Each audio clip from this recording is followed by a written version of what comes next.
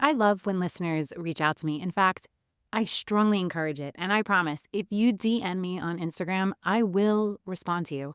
Hearing from you seriously lights me up. And I especially love when listeners tell me what they are struggling with and what topic they like me to cover on the show because I do this show for you. I do this show to give you working mamas all the tips, tricks, and hacks and to make your life just a little bit easier with every episode. So please, if there is something you are struggling with, just DM me and I'll do a podcast just for you.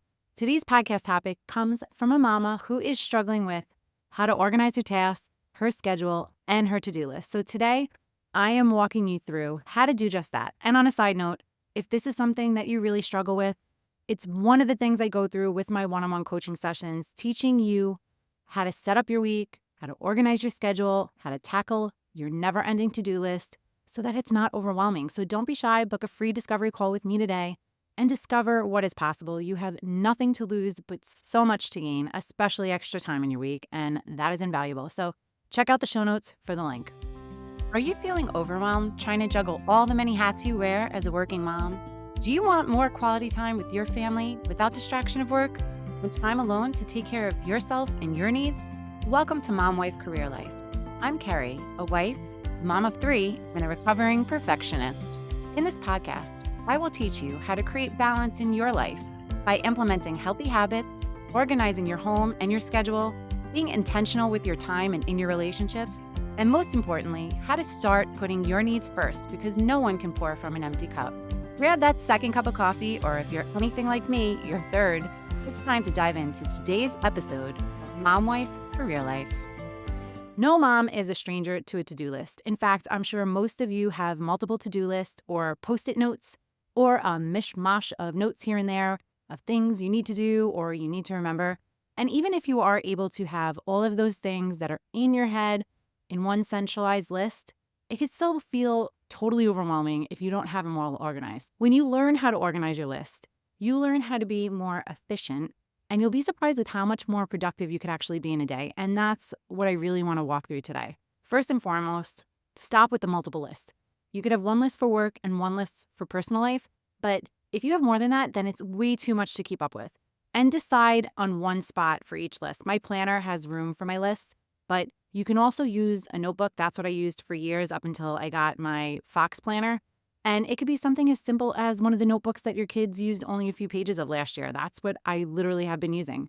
And you're just going to start by a brain dump.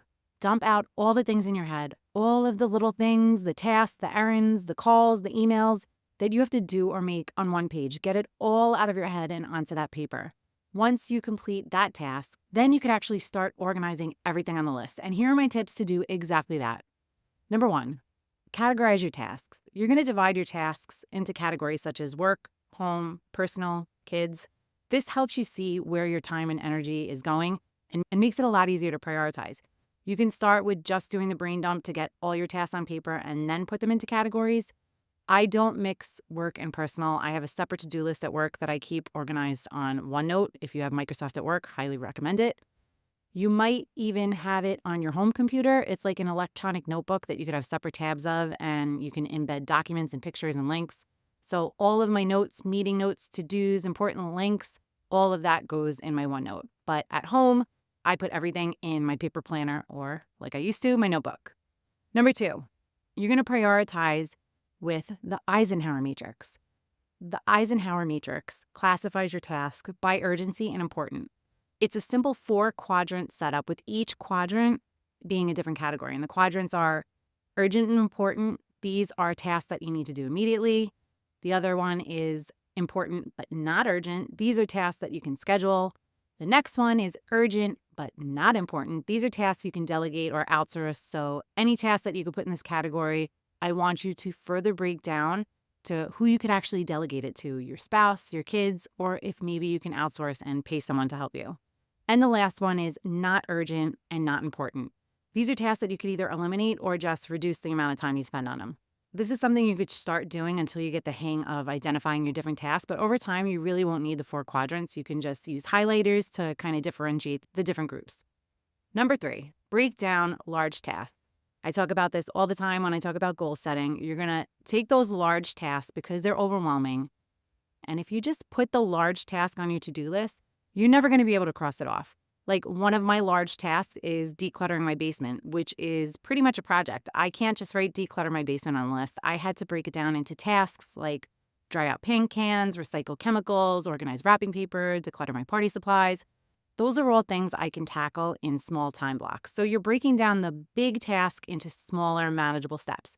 This makes them easier to tackle and provides really a sense of accomplishment as you complete each step. There's nothing more satisfying than crossing off something on my to-do list. So break them down, which is another reason I like paper lists. Electronic is easier to organize, especially for sorting and doing things like the Eisenhower Matrix. But clicking a button to show it's done just doesn't give me the same gratification, but whatever works for you. Number 4, set deadlines.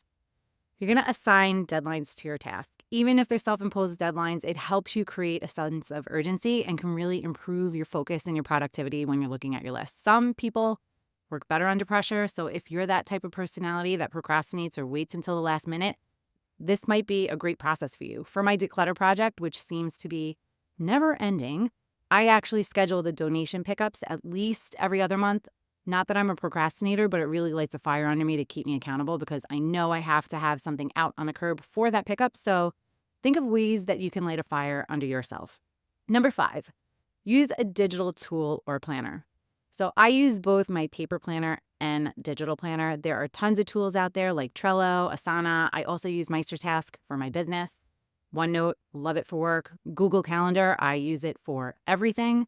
But these tools all offer reminders, collaboration options, and the ability to access your list from anywhere.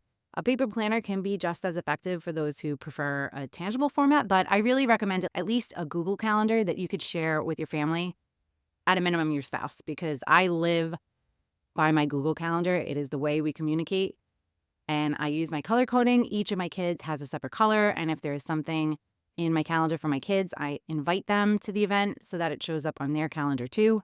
I'm getting them into the habit of using their calendars, especially as school starts, but my girls just started a babysitting company with my help, of course, and they started to book up pretty fast, and I'm basically their time manager, and I wouldn't be able to do it without using our Google Calendar. I put in when and where they have to babysit so they know, especially my older one, when there is a time committed on her calendar not to make any plans with their friends, and they don't have to ask me what their plans are because it's in their calendar.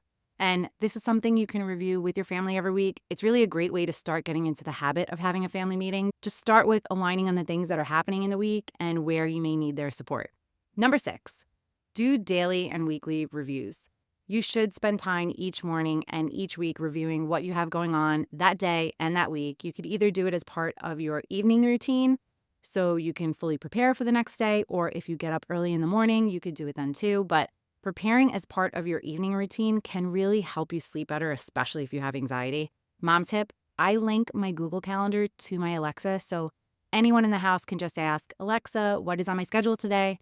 Or what is on the schedule for tomorrow? And she could go through the entire list of what's on your calendar. So highly recommend that too. Number 7, batch similar tasks. Group similar tasks together and tackle them in one go. I do this both at work and in my personal life. For example, you could set aside a time block for all your email responses, phone calls, or errands. Batching tasks can really reduce the time wasted on switching between different activities. If you have errands to run, look to see what you get done when you're already out of the house doing stuff. Like me, I'm constantly doing returns. With our vacation coming up, I pretty much bought all of our stuff online in multiple sizes and colors to see what we like best, and I have to do some major returns this week, so I'm going to have to be taking a couple of trips to the UPS store and the post office, so I'm piggybacking those errands on dropping the kids off at practice since I'm already out and both places are close to where my kids have to get dropped off, so I'm actually going to do it after I pick them up, now that I'm thinking about it, because then I have their help with bringing the packages into UPS and the post office. At work, I actually block out my time on my calendar and I label it to-dos. I will either use that time block to go back to my to-do list and start actioning those items, or I'll write in the meeting request a list of all the things I want to work on during that time, and it works wonders for me. If you're using a paper planner, a great way to batch tasks together is to use a highlighter. Come up with a color coding that you like and use the same color for similar tasks like emails, paying bills, and any computer-related work. Use pink, all errands, or blue. all the household items, use yellow.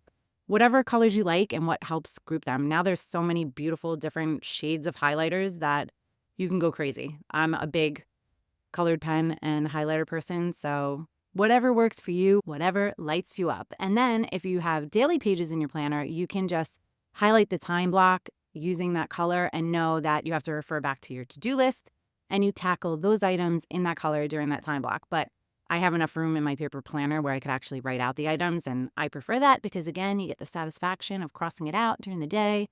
Just a little mindset thing for me. Number 8, consider your energy level and time of day. So consider your energy levels and the time of day when you're organizing your tasks. Group tasks that require similar levels of focus, creativity, or physical energy together. For example, I like to tackle high energy tasks in the morning when I'm most alert, and low energy tasks for later in the day. You may not be a morning person, so if you prefer your high energy work later in the day, totally do that. But if you do that, just know that you are at risk of the day getting away from you and not having the time you want to work on whatever it is. It goes back to the book, Eat That Frog, that I shared recently. Tackle that biggest item first. Number 9, limit your daily tasks. And this is for my overambitious mamas. We are so eager to get items off our to-do list, but don't overload yourself. If you put too many items on your daily list, it's going to completely overwhelm you and you'll feel like you're getting nothing accomplished in the day because at the end of the day, you're going to have so much left over. I honestly started to do a weekly to-do list so I don't get discouraged if I can't get all I want done in a day unless I know that there's specific tasks that have to be done on a specific day. But some days I might be super productive and I'll bang out more items. But overall, you should aim to have 3 to 5 tasks that you want to prioritize each day. Focusing on 3 to 5 items really ensures you accomplish the most important things without feeling completely overwhelmed at the same time. If you complete those 5 tasks, then you could tackle more, but the pressure that you just put on yourself by overloading yourself is completely off. So limit your daily tasks. Number 10, incorporate buffer time. Include buffer time between tasks to account for unexpected delays or simply to just give yourself a break. Sometimes you won't need it, or sometimes tasks that you think will take a long time, you might actually accomplish pretty fast. But then there's those tasks like we just had a ton of doctor visits in the past 2 months. Ashley got pneumonia, then Michael had issues with his ears, then Russ and I got really sick, and the medical bills just started rolling in. And there was a bunch of medical bills that I had to question because last year my insurance really messed up and I was getting overbilled by a lot at the end of the year. So now I meticulously review all of my bills and found errors. Well, a call that I think will take 5 minutes to get it corrected sometimes takes over a half hour between hold times and transfers. And then you think you finally got to the right person. And then they tell you that they need to transfer you again and end up transferring you back to the same person you were just talking to. So you get spun around in circles. But yeah, sometimes you need that extra buffer time. This really prevents your schedule from becoming too rigid and helps you maintain a more realistic and manageable to-do list. And lastly, my bonus tip, stay flexible. Life, as we all know, is very unpredictable, and sometimes your plans will need to change.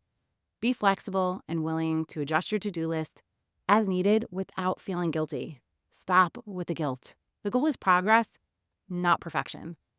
By implementing these tips, you'll really find it easier to manage your to-do list, to stay organized, and to be way more efficient and productive with your time. And if you see that you are having the same categories over and over again each week, you can really break your notebook page up into those categories so that you can put your to-dos in your categories as you're doing your brain dump. It'll save you a lot of time. I hope you found this episode helpful. If you have any tips you would like to share, come on over to our Facebook community, Work-Life Balance for Working Moms, and tell us all about it. And if you don't already follow the show, take a second and hit that follow button so you never miss another episode. Sending you so much love and light until next time on Mom Wife Career Life with Kerri Pat. Before you go, if you found this podcast helpful, I would be so grateful if you would take a minute, go on over to iTunes and leave me a review. If you have other stressed out mamas in your life that you feel this podcast could help, take a screenshot of this episode, post it on your Instagram stories and tag me, and let them know that they are not alone and they can create balance in their life too. If there's a topic you'd like me to cover or you just want to connect, DM me on Instagram at mom.wife.career.life or come on over and hang out in our free Facebook community, Work-Life Balance for Working Moms. Sending you so much love and light until next time on Mom Wife Career Life with Kerri Pat.